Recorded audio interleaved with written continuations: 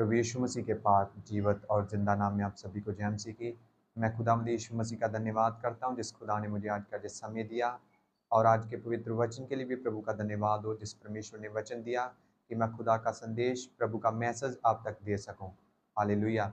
तो मैं विश्वास करता हूँ आज जितने लोग भी इस वचन को सुनेंगे, खुदा का आत्मा, खुदा का पाक रूह उन्हें टच करेगा और नई आशीषें देगा यीशु मसीह के नाम से। आमीन। हालेलुया। सो आज हम परमेश्वर के वचन में पाम संडे के बारे में देखेंगे कि क्या आज अगर आप देखें तो कैसे लोग पाम संडे मना रहे हैं, चाहे अलग अलग चर्चों में, अलग अलग देशों में, अलग अलग पूरे दुनिया में, ऑल वर्ल्ड में कितने लोग हैं, कितने करोड़ों लोग पाम संडे मना रहे हैं, जिसका मतलब है पाम संडे का मतलब है खजूरी एतवार। इसे खजूरी एतवार भी बोला जाता है। सो हम इसके विषय में आज पढ़ेंगे कि ये क्या है, इसका मतलब क्या है और हमें कैसे पाम संडे मनाना चाहिए। हालेलुया।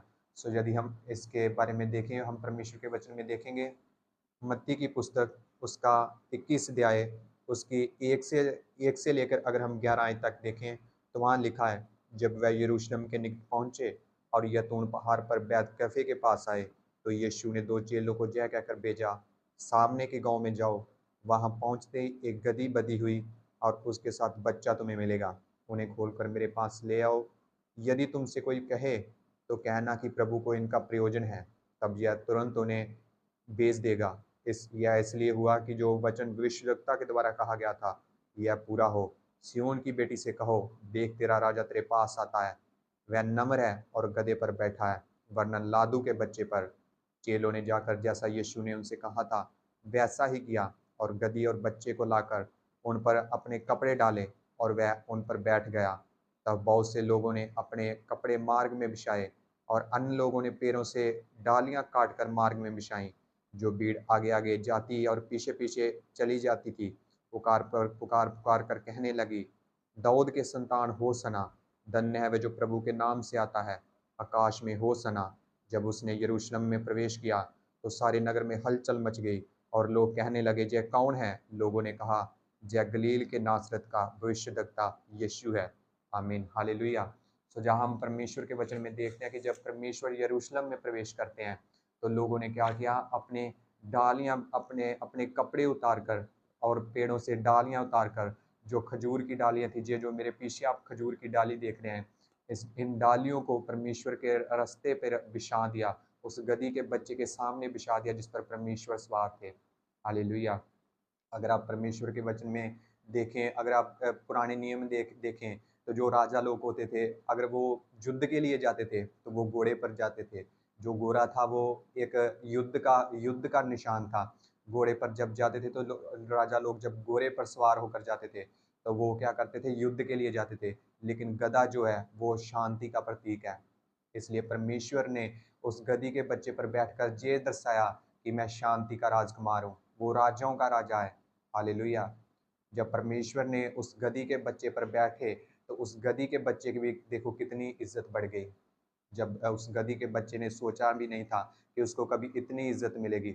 वो गधी का बच्चा सिर्फ लोगों का बोझ उठाने के काम के लिए आता था, लोगों का बोझ उठाता, लोगों की मार खाता।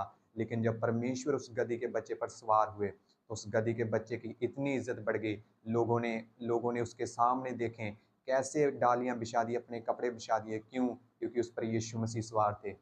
आज अगर आप यीशु मसीह को अपने जीवन में ले एंटर करने देंगे, अगर आप यीशु मसीह को अपने जीवन में स्वीकार करते हैं, अपना उद्धारकर्ता स्वीकार करते हैं, तो परमेश्वर जब आप पर सवार होते हैं, आपके जीवन में होते हैं, तो लोग ऑटोमेटिकली आपकी इज्जत करते हैं। लोग और परमेश्वर का और लोगों का अनुग्रह आपके ऊपर होता है। हालेलुया। जैसे उस गधी के बच्चे की इज्जत बढ़ी बढ़ी उस समय वो परमेश्वर जब आपके जीवन में होता है तब आपकी भी इज्जत बढ़ती है। हालेलुया। परमेश्वर का वचन हमें सिखाता है, ये भविष्यवाणी हो चुकी थी पुराने नियम में, बहुत साल पहले भविष्यवाणी हो चुकी थी। ये अगर आप देखें तो वचन में, अगर आप देखें यकरिया की पुस्तक में लिखा है, ये पुस्तक, वो भविष्यवक्ता वो पुस्तक कहता है कि वो जो गदी पर नम वो सवार है वो नम्र है, वो दीन है। हालेलुया। देखें परमेश्वर इतना नम्र है, वो गधी के बच्चे पर सवार होकर आया। यदि आप राजाओं की पुस्तक में, राजाओं पहला राजा पुस्तक में देखें तो वहां पर जो सुलेमान था, जब वो राजा बना था तो वो उसकी जो दाऊद की निज खच्चर थी उस पर सवार हुआ था। जो उस समय की एक विधि थी, उस समय की एक एक हम कह सकते हैं एक एक रीति रिवाज था, रिचुअल था कि जो राजा बनता था, जो राजा होता था, वो जब जाता था, लोगों के बीच जाता था, वो अपनी गदी के पर सवार होकर जाता था और लोगों को शांति का प्रतीक देता था, शांति का संदेश देता था। जो गदी है वो शांति का प्रतीक है, लेकिन जो घोड़ा है वो क्या, लड़ाई युद्ध का प्रतीक है। जब राजा लोग युद्ध के लिए जाते थे तो वो घोड़े पर सवार होकर जाते थे, लेकिन जब शांति का संदेश दे के लोगों में शांति का संदेश लेकर जाते थे तो वो क्या करते थे, गदी का इस्तेमाल करते थे। ज्यादा जैसा दाऊद कहता है अपने सेवकों से कि जो सुलेमान का अभिषेक करो तो गदी के, मेरे निज गदा गदी है जो, उस पर लेकर उसे जाओ। हालेलुया। ऐसे ही यीशु मसीह ने अपने आप को नम्र किया। देखें, वो राजाओं का राजा होकर, प्रभुओं का प्रभु होकर, बादशाहों का बादशाह होकर एक गदी के बच्चे पर सवार हुआ और जब यरूशलेम में प्रवेश किया तो लोगों ने हर्ष से, उल्लास से उसको अपना राजा स्वीकार कर लिया। हालेलुया। और जो गधी के बच्चे के, उसने जो परमेश्वर जिस गधी के बच्चे पर सवार था, उस गधी के बच्चे भी देखो कितनी इज्जत बढ़ गई। हालेलुया। और क्या वचन में लिखा, वहां लिखा है कि वो परमेश्वर दीन है, वो दयालु है, वो इतना दीन परमेश्वर है। इसीलिए तो आज अगर देखें आप तो क्रिश्चियन लोगों के ऊपर, क्रिश्चियनिटी के ऊपर कितने लोग बड़े बड़े दोष लगा रहे हैं, अलग अलग तरीके से क्रिश्चियनिटी को टारगेट कर रहे हैं, लेकिन फिर भी क्रिश्चियन लोग चुपचाप रहते हैं, उनके लिए प्रार्थना करते हैं। क्यों? क्योंकि हमारा परमेश्वर दीन परमेश्वर, हमें वो दयालु परमेश्वर है, प्रेमी परमेश्वर है और हमें अपने लोगों को प्रेम करना सिखाता है। अगर हमारा परमेश्वर धर्म को बदलने वाला खुदा होता, युद्ध करने वाला खुदा होता, तो अगर आज हम अगर कोई परमेश्वर के खिलाफ बोलता, कोई कोई अगर वचन के खिलाफ बोलता, बाइबल के खिलाफ बोलता, तो क्या क्रिश्चियन लोग कुछ कर नहीं सकते थे? सब कुछ कर सकते थे। लेकिन परमेश्वर ने हमें दीन रहना सिखाया है, परमेश्वर ने हमें प्रेम करना सिखाया है, क्योंकि वो प्रेमी परमेश्वर, नम्रता का खुदा है। अगर आप परमेश्वर के जैसा बनेंगे, वो खुदा आपको ऊंचा करेगा। जैसे उस गधी के बच्चे की इज्जत बढ़ी, वैसे खुदा आपकी भी इज्जत बढ़ाएगा। हालेलुया। लेकिन आज अगर देखें तो कैसे लोग अपने हाथों में डालियां लेकर उसे उसे उठा उठाकर होसना होसना उन लोगों की तरह कह रहे हैं, जो लोग जो जो लोग यीशु मसीह का स्वागत कर रहे थे उस समय। देखें परमेश्वर को, उस आज लोग, बहुत से लोग हैं जो चर्च में ऐसे ही डालियां हिला रहे हैं, प्रभु का होसना होसना के नारे मार रहे हैं, लेकिन अगले हफ्ते तक वो सभी अपने अपने वो सब अपने कामों में इतने उलझ जाते हैं, जो गलत काम है उनमें फिर वही चले जाते हैं। इस तरह से नहीं, आपको अगर परमेश्वर का स्वागत करना है तो अपने हृदय में उसका स्वागत करना है, अपने दिल से उसको स्वीकार करना है। हालेलुया। जैसे अगर आप परमेश्वर के वचन में देखें तो जो रहाब वेश्या थी, तो उसने भी परमेश्वर को स्वीकार किया, अपने हृदय से स्वीकार किया और परमेश्वर की ब्लड लाइन में वो शामिल हो गई। अगर आप परमेश्वर के वचन में देखें, मत्ती की पुस्तक उसकी 1 अध्याय में अगर आप देखें तो वहाँ परमेश्वर के यीशु मसीह की वंशावली लिखी है।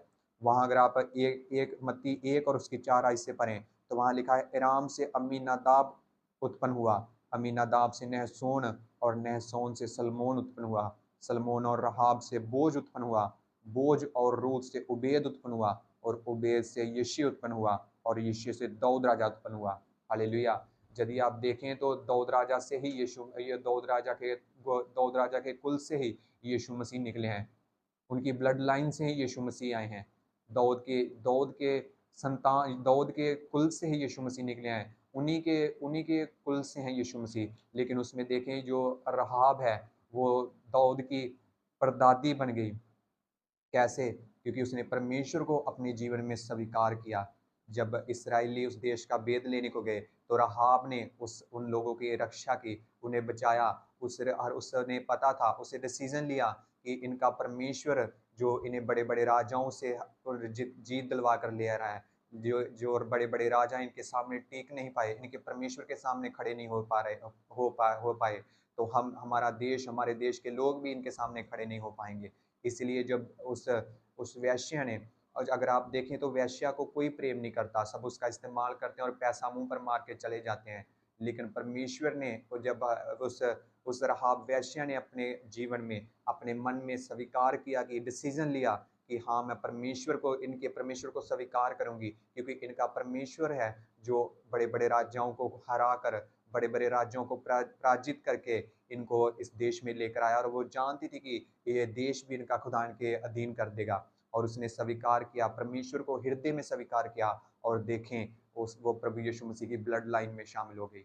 ऐसे ही अगर आज आप परमेश्वर को अपने जीवन में ग्रहण करेंगे, सिर्फ डालियां हिलाकर होसना बोलकर एक दिन के लिए नहीं, हमेशा के लिए आप प्रभु यीशु मसीह को अपने जीवन में स्वीकार करेंगे, तो वो खुदा रहाब की तरह आपका पास चाहे जैसा भी हो, आपके बारे में लोग चाहे कितना भी कुछ गलत बोलते हो, आपका पाप चाहे कितना भी बड़ा क्यों ना हो, वो खुदा आपको वो देगा जो आपने कभी सोचा भी ना होगा। अगर आप परमेश्वर को अपने जीवन में, अपनी लाइफ में एक स्थान देंगे, स्वीकार करेंगे, उससे अपना उद्धारकर्ता स्वीकार करेंगे। हालेलुया।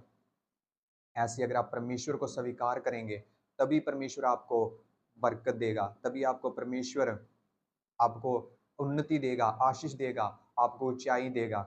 देखिए राहाब की एक डिसीजन ने उसकी पूरी लाइफ चेंज कर दी। ऐसे ही आपको आज डिसीजन लेना है।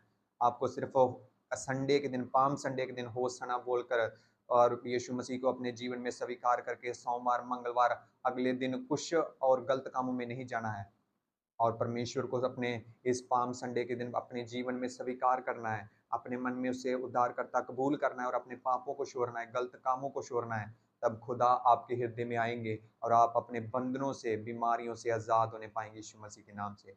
हालेलुया। देखें, जब परमेश्वर ने, यीशु मसीह ने उस यरूशलेम में प्रवेश किया, यरूशलेम के प्रवेश को विजय का प्रवेश भी क्या कहा जाता है, विजय प्रवेश के नाम से भी कहा जाता है, लोग इसे विजय प्रवेश भी कहते हैं।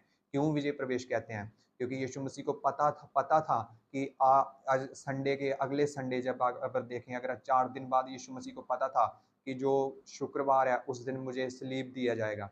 यीशु मसीह को पता था, ये भविष्यवाणी हो चुकी थी।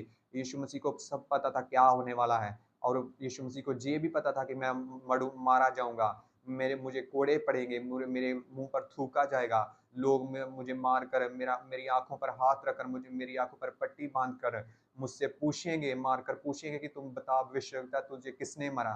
फिर भी यीशु मसीह देखें कैसे इस यरूशलेम में प्रवेश कर रहे हैं और विजय प्रवेश कर रहे हैं। अगर आप बाइबल में और नबियों को पढ़े तो यो एलिया नबी थे, वो भी मौत का स्वाद उन्होंने चखना पड़ा, वो भी मरे। अगर मूसा को देखें, मूसा नबी को देखें, तो वो भी मर गए देखें। लेकिन यीशु मसीह का विजय प्रवेश कहा जाता है, क्योंकि विजय यीशु मसीह ने ही सिर्फ मौत, शैतान और कब्र पे विजय पाई है। ये यीशु मसीह का विजय प्रवेश है। विजय प्रवेश का पहला कदम है, जब पता होने के बावजूद भी कि मुझे मौत से जो सामना करना पड़ेगा, फिर भी यीशु मसीह यहाँ पर आए, क्योंकि परमेश्वर की मर्जी उनके लिए बेहतर थी, परमेश्वर की मर्जी उनके लिए प्रथम थी। ऐसे ही अगर आप परमेश्वर की मर्जी, परमेश्वर की योजनाएं अपने जीवन में प्रथम रखेंगे, वो खुदा उस गधी के बच्चे की तरह आपकी इज्जत बढ़ा देगा, क्योंकि वो दयालु परमेश्वर है। हालेलुया। वो दीन है, वो नम्र परमेश्वर है, वो गुस्सा देरी से करता है, लेकिन भलाई करने में बहुत करुणामयी खुदा है। वो भलाई बहुत जल्दी करता है अपने लोगों के साथ। हालेलुया। इसलिए परमेश्वर का वचन हमें सिखाता है कि हमें कैसे परमेश्वर के वचन में चलना है। अपने जीवन में, अपने मन में प्रभु को सच्चे मन से स्वीकार करना है।